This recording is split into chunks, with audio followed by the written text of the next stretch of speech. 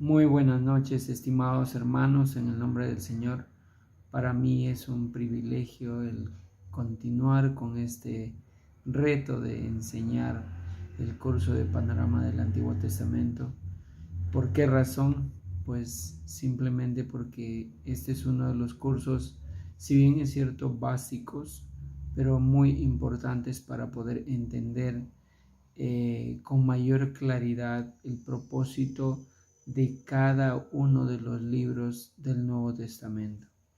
Este es un libro muy rico en información, en el inicio de muchas cosas, como vamos a ver más adelante.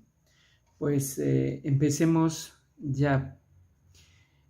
Una de las cosas preciosas de la que nosotros podemos notar es el grado de orden y excelencia que tiene este libro.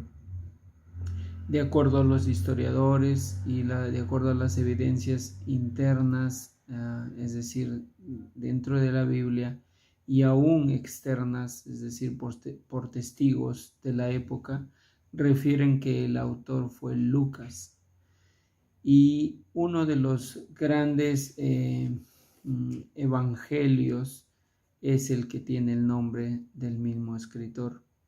Ahora, es interesante que en este libro se ponga con claridad el destinatario, a quién iba dirigida esta carta. Entonces, en el primer verso del primer capítulo, empieza diciendo: en el primer tratado, oh Teófilo, hablé acerca de todas las cosas que Jesús comenzó a hacer y a enseñar, hasta el día en que fue recibido arriba, después de haber dado mandamientos por el Espíritu Santo a los apóstoles que había escogido. Entonces, cuando se refiere a en el primer tratado, pues se está refiriendo al Evangelio de Lucas. Ese sería el primer tratado. Y el segundo tratado es el libro de Hechos de los Apóstoles. Ahora, hay también ciertas objeciones con respecto al título del libro. ¿Por qué razón? Porque si ustedes se fijan, el tema central o el personaje central en quien se centra este libro no son los apóstoles, ¿verdad?, sino el mismo Señor Jesús. Es por esa razón que algunos comentaristas creen que debería haber sido el nombre correcto Hechos de Jesucristo y del Espíritu Santo. Pero bueno, el tema es que el énfasis que se quiso colocar cuando se puso Hechos de los Apóstoles es porque aquí se evidencia la obra en realidad apostólica, es decir, pero basada en la orden que el Señor Jesús les dio a sus discípulos. ¿Qué otra cosa podemos aprender en este libro? Pues este libro también es un libro clave que da como origen, bueno, no el libro da origen, sino que registra el origen de la iglesia.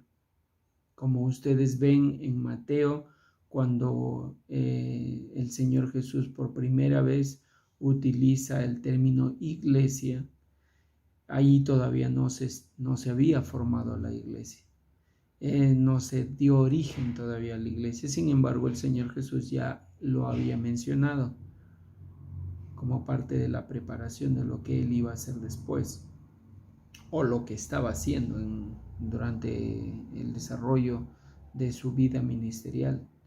Entonces, ya en el libro de Hechos de los Apóstoles, lo que se registra es el tiempo en que el Señor Jesús ya va a ascender a los cielos y el Señor les da las promesas, que es lo que se corrobora en los evangelios, de que iba a pasar 40 días y que después iba a venir el Espíritu Santo, y que era la manifestación y la promesa de lo que habla el Señor Jesús en el Evangelio de Juan acerca del Consolador.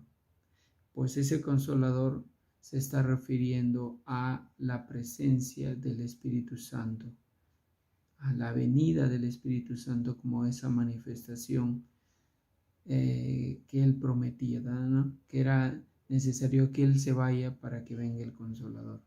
Y es por esa razón que vemos aquí en el libro de Hechos de los Apóstoles, en el primer capítulo, la ascensión del Señor a los cielos en las nubes, y después el Señor iba a cumplir lo que Él había dicho. El Espíritu Santo iba a venir. Ahora, ¿qué es lo interesante en este libro también? Pues este libro es un libro donde están contenidas la gran mayoría de cartas a las diferentes iglesias. Ustedes, como yo, sabemos que hay libros denominados Filipenses, Colosenses, Gálatas, Tesalonicenses, ¿verdad? Pues todas estas cartas son cartas en respuesta a ciertas preguntas de algunos líderes de estas iglesias locales. ¿Y cuál es la riqueza de este libro? Porque en este libro se desarrolla en un tiempo donde el Señor permitió que, así como dije, se da origen a la iglesia a través de la venida del Espíritu Santo, y de ahí empieza a expandirse ese evangelio, pero tuvo que pasar un tiempo, no fue inmediato. Ahora, lo hermoso de este libro también es que en ese libro, en el segundo capítulo de este libro, se ve esa promesa ya visible. Ahora, ustedes se preguntarán por qué es que Dios dice que vino el Espíritu Santo justo en el tiempo de Pentecostés, ¿verdad? Como una, dice, manifestación de un viento recio que soplaba, el cual llenó toda la casa donde estaban sentados, y se les aparecieron lenguas repartidas como de fuego. Ahora, ¿por qué el Señor lo hizo así? Pues claramente, si eso hubiese sido de una manera invisible, nadie lo pudiera haber notado. Pero lo que el Señor estaba tratando de demostrar aquí era lo sobrenatural de su poder. Porque de lo contrario, ¿cómo poder dar evidencia de algo si no se puede demostrar? Ahora, lo que vemos aquí es que el Señor dice que el Espíritu vino como un viento recio, y eso se demuestra también en algunos libros de la Biblia, como Ezequiel, por ejemplo, que una de las maneras como se manifestaba el Espíritu Santo era a través de un viento, ¿no? Que hacía notar la presencia de Dios. Y como también dice, como lenguas de fuego. ¿Por qué razón?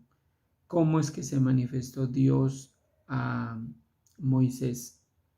A través de una zarza ardiente, ¿verdad? Era el fuego que representaba la presencia santa de Dios. De la misma manera, esto era una evidencia visible para los apóstoles y para cualquier persona que pudo haber estado en ese momento, de que era real, no era algo de la cual se podía especular, sino que se evidenciaba. Entonces, esto es lo hermoso. Ahora, ¿qué es lo extraordinario también?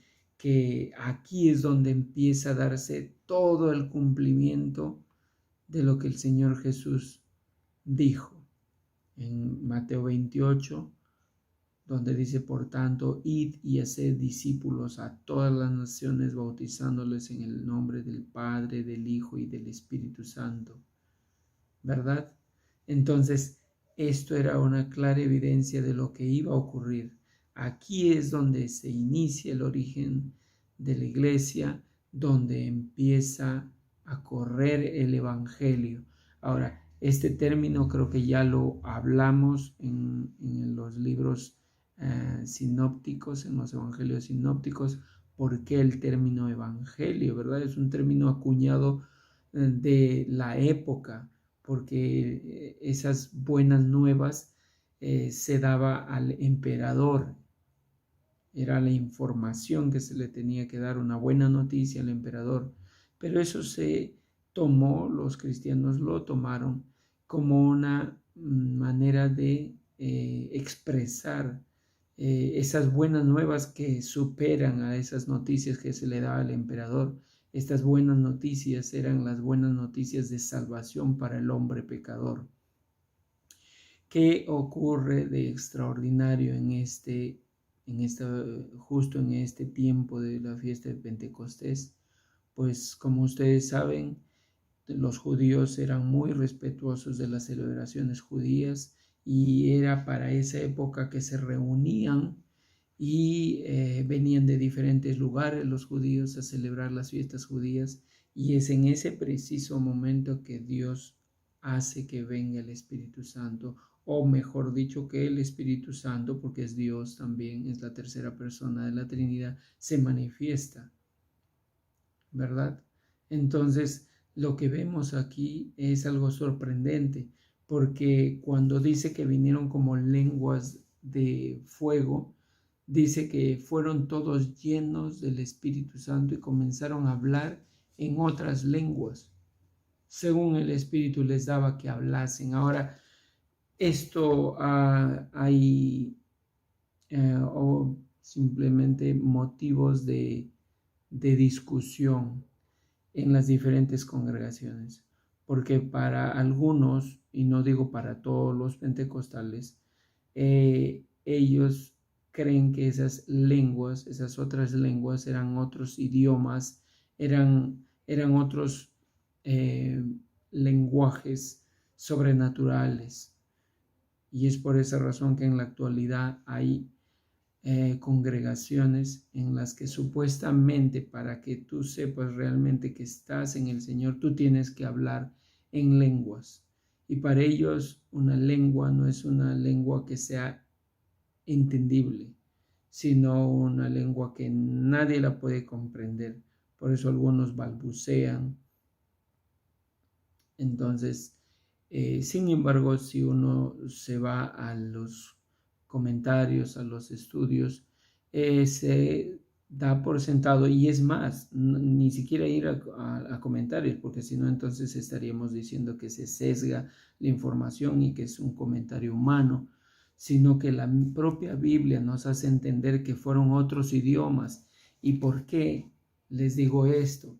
Porque justo aquí, cuando dice en este verso que el Espíritu les daba que hablasen, dice en el verso 7, y dice, y estaban atónitos, perdón, en el 6, y hecho este estruendo, se juntó la multitud y y estaban confusos, porque cada uno les oía hablar en su propia lengua. Esto es un verso muy importante. Y estaban atónitos y maravillados, diciendo, mirad, ¿no son galileos todos estos que hablan? ¿Cómo pues les oímos nosotros hablar cada uno en nuestra lengua en la que hemos nacido? Partos, medos, elamitas y los que habitaban en Mesopotamia, en Judea, en Capadocia, en el Ponto y en Asia, en Frigia y Panfilia, en Egipto y en las regiones de África más allá de Cirene, y romanos aquí residentes, tanto judíos como prosélitos, cretenses y árabes, les oímos hablar en nuestras lenguas las maravillas de Dios. Ahora, ese capítulo es muy importante, es un capítulo clave para entender de que esas otras lenguas de las que hoy las congregaciones, algunas congregaciones pentecostales actuales o que ya existen durante muchas décadas atrás, fundamentan algo que la Biblia no avala. No son idiomas que no se puedan entender. Aquí se está refiriendo a otros idiomas de otros países, de otras ciudades. Es por esa razón. ¿Por qué razón? ¿Por qué razón es que Dios permite esto? Porque el objetivo era expandir el reino. El objetivo era que se cumpla la gran comisión, el de ir y predicar el evangelio a otras ciudades. ¿Cómo poder ir si yo no conocía el idioma de la época? Sé que podía ocurrir que existían traductores, pero en esa época era bien difícil tener un instituto como en esta época hoy de la modernidad, en que existen institutos de idiomas y tú puedes ir a un instituto de idiomas y aprender. Pero el objetivo es que el Señor quería que se expanda el reino no en un larguísimo tiempo, sino en un relativo corto tiempo, porque el objetivo era que el mundo conozca. Ahora, cuando me refiero al mundo, era el mundo de esa época. Y no digo que el Señor no quiera que todos nosotros hubiésemos querido conocer el Evangelio. Claro, por eso es que ahora lo conocemos. Pero para ellos, cuando se refiere que predicó Pablo más adelante por todo el mundo, se refería a los lugares que ellos pues consideraban como el mundo en esa época, ¿no?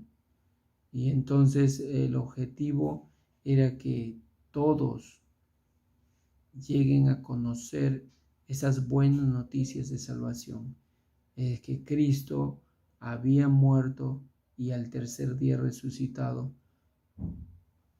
y que todo aquel que en él creía no se iba a perder, sino que iba a tener vida eterna. Esas eran las noticias y serán siempre las buenas noticias excelentes para el ser humano. Y ese es el propósito por el cual tenemos que estudiar la Biblia. El estudiar la Biblia no solamente es para llenarnos de conocimiento. El estudiar la Biblia es para aprender y para poder enseñar a otros y para poder hacer discípulos, para que otros conozcan del Evangelio, para que otros lleguen a la patria celestial y tengan el privilegio de tener esa salvación tan grande, inmerecida. Ahora, dentro de este libro ocurren sucesos también muy importantes. Vemos a la madurez de un discípulo como Pedro, a diferencia de en los evangelios se ve a un Pedro inmaduro y más aún, como yo les dije, todavía no estaba la presencia del Espíritu Santo en ellos. Es por esa razón que algunas cosas no las podían entender. Hoy el Espíritu Santo había venido hacia sus vidas, era el que les iba a dar el entendimiento para seguir al Señor y para honrar a Dios, aún con sus propias vidas. Tal es así que aquí vemos a un Pedro que da un discurso extraordinario donde les hace concientizar a los judíos y les hace ver que ellos eran culpables de haber llevado a la cruz al Mesías. Ahora, entendiendo que eso era la voluntad de Dios, que estaba permitiendo que los seres humanos lo lleven a la crucifixión, pero todo eso era parte de la soberanía de Dios. Ahora, ¿qué es lo interesante también de este libro? Que en este libro se dan concilios también importantes. Ese concilio en Jerusalén, ¿por qué razón? Porque hubo un conflicto. Para los judíos, ustedes saben que este es el nuevo pacto. El antiguo pacto era aquel que estaba supeditado bajo la ley exclusivamente, pero aquí lo que el Señor estaba demostrando es que ese nuevo pacto era que la ley no es simplemente el fin, era el medio para alcanzar la salvación. No es que cumpliendo mandamientos eres salvo, sino que era la herramienta que Dios dio en el Antiguo Testamento para conocer nuestro corazón pecador. Porque cuando nosotros somos pecadores, pues claramente nos damos cuenta que no podemos obedecer sus mandamientos sin la dependencia de Dios. Entonces, aquí en este concilio, ¿qué sucedió? Pues hubo conflictos, ¿no? Porque algunos decían que se tenía que obedecer la ley, otros que no. ¿Y por qué razón? Porque para el judío era muy importante obedecer la ley, pero eso era simplemente el único y fin, el único requisito y fin supremo para ser salvo. No, cumpliendo la ley ningún ser humano era salvo, sino arrepintiéndose, reconociendo delante de Dios que tú ni yo podíamos cumplir los mandamientos de Dios. Es por esa razón que ninguno de los fariseos defendían a capa y espada la palabra del Antiguo Testamento, el Pentateuco, pero ellos no lo cumplían. Y ellos, es más, se jactaban, ¿no? Se ensoberbecían. Y es por esa razón que Dios les hablaba, les increpaba y los condenaba también, porque eran simplemente hombres religiosos, pero que no vivían realmente acorde con la voluntad de Dios, reconociendo su maldad, reconociendo la lucha con el pecado diario. Ahora, dentro de este libro también podemos notar cosas muy, muy importantes. Este libro abarca prácticamente un periodo de 30 años después de Cristo. Según algunos comentaristas, dicen que este libro se escribió aproximadamente en el año 63 después de Cristo. Es decir, 63 años después de la muerte del Señor Jesús, este libro fue escrito por Lucas. Y como ustedes saben, de acuerdo al Evangelio sinóptico, Lucas pues tomó toda la información de diferentes fuentes. Era un hombre muy leído y una de las principales fuentes era Pablo, con el que pasó mucho de su tiempo hablando, visitándolo en la cárcel.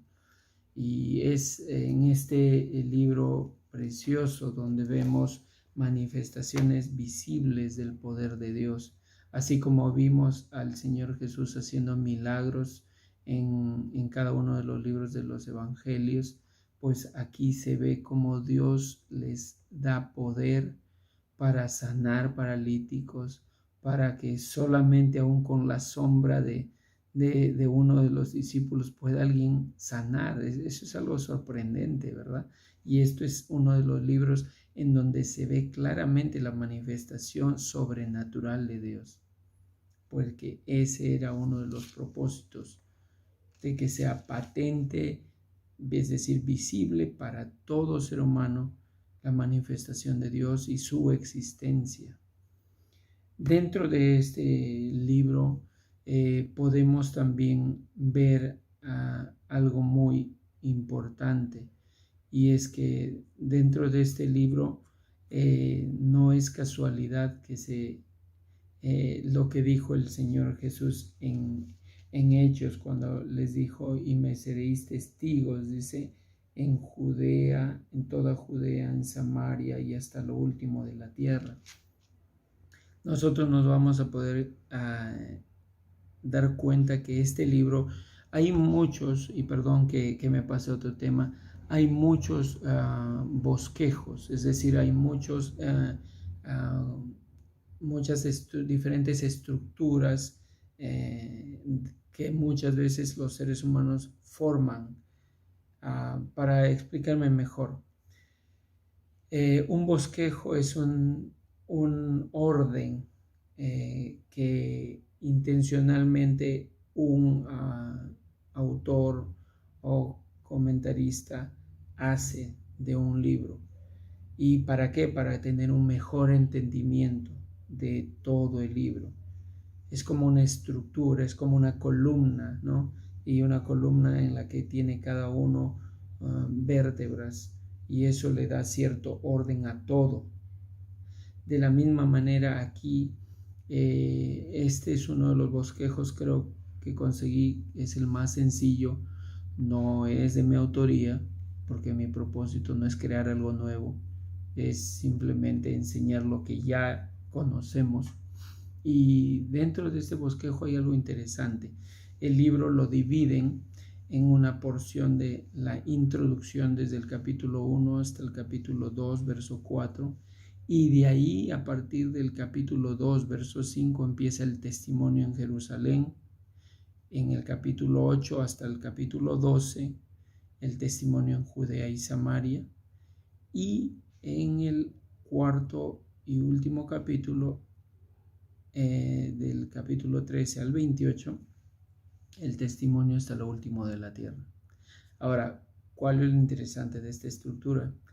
Que es lo que el Señor les había dicho a los discípulos en el primer capítulo del libro de Hechos, cuando les dijo: pero recibiréis poder cuando haya venido sobre vosotros el Espíritu Santo, y me seréis testigos en Jerusalén, en Judea, en Samaria y hasta lo último de la tierra.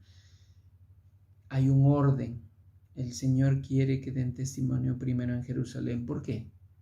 Porque ahí estaba toda la mayor cantidad de judíos, aquellos que tenían una mente totalmente cerrada ante la venida del Mesías, porque en tiempo anterior había venido y ellos lo rechazaron. Ellos dijeron que era un hombre blasfemo, y lo que Pedro, cuando él da su primer discurso, es cuando ellos simplemente se sienten mal, compungidos, porque ellos reconocen que tomaron una mala decisión y juzgaron mal, y es ahí cuando se arrepienten, y son los 3000 que se convierten para el Señor. Es algo tremendo aquí como el Señor obra poderosamente, porque es el Espíritu Santo que les convenció de pecado, les hizo ver su mala decisión de haber juzgado al verdadero Mesías como un falso, como un hijo del diablo. Entonces, la estructura de este libro de esta manera hace que nosotros nos demos cuenta cómo Dios tuvo un propósito perfecto para ordenar cada uno de los capítulos en cierto orden. De la misma manera que Él mandó que primero se predicase en Jerusalén, en Judea y Samaria, que eran las ciudades vecinas, y de ahí hasta lo último de la tierra. Eso era el propósito, y de esa manera es que está desarrollándose este bosquejo de todo el libro. Cuando uno ve esta estructura, te ayuda a entender mejor por qué es que Dios puso historias en determinado orden. Aquí lo que veremos en gran manera es cómo Dios usó a Pedro, a Pablo, a Pedro que fue orientado para los judíos y a Pablo para los gentiles. Ahora, es claro entender que Pablo no conoció al Señor antes que los discípulos. Él conoció al Señor camino a Damasco, y es ahí cuando él oyó la voz de Dios, y ahí es donde cayó del caballo y él se quedó ciego. Pero después el Señor hizo que Dios pueda estar durante varios días en ayuno, y ahí es donde él oyó la voz de Dios, y él se convirtió en un seguidor del Señor. Él era un hombre fariseo, y si usted lee el libro de los Hechos, ahí se va a dar cuenta que él dice: fui fariseo de fariseos. Uno de sus maestros fue Gamaliel, y era un hombre muy celoso de cumplir la ley, pero él se dio cuenta que estaba en contra del Señor Jesús.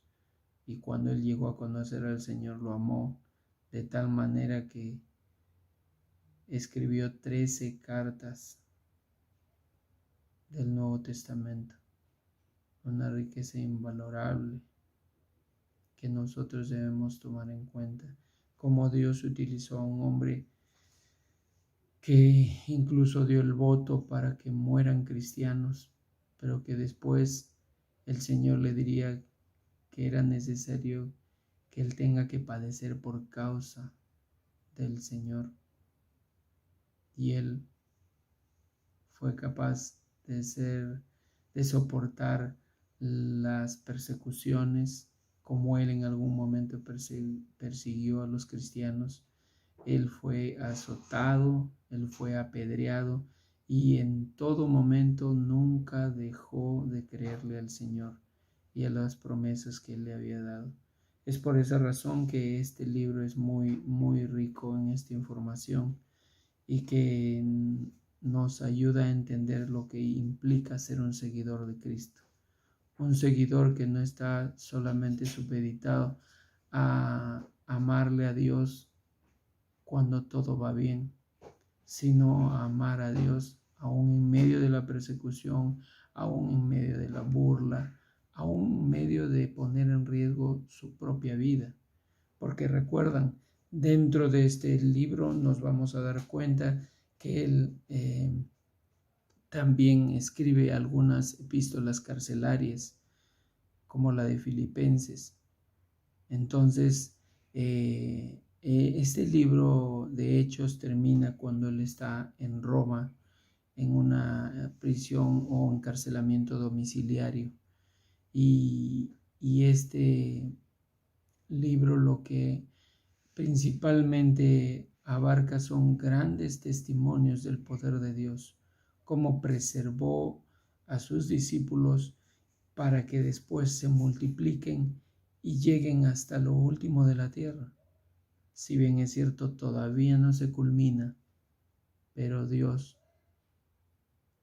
ha dicho que esto se va a cumplir. Y cuando tú como cristiano eres obediente al llamado de Dios, eres obediente a cumplir lo que Él ha dejado, la gran comisión, pues esto se va a llegar a cumplir y realmente diremos, hemos hecho la tarea que Dios nos encomendó.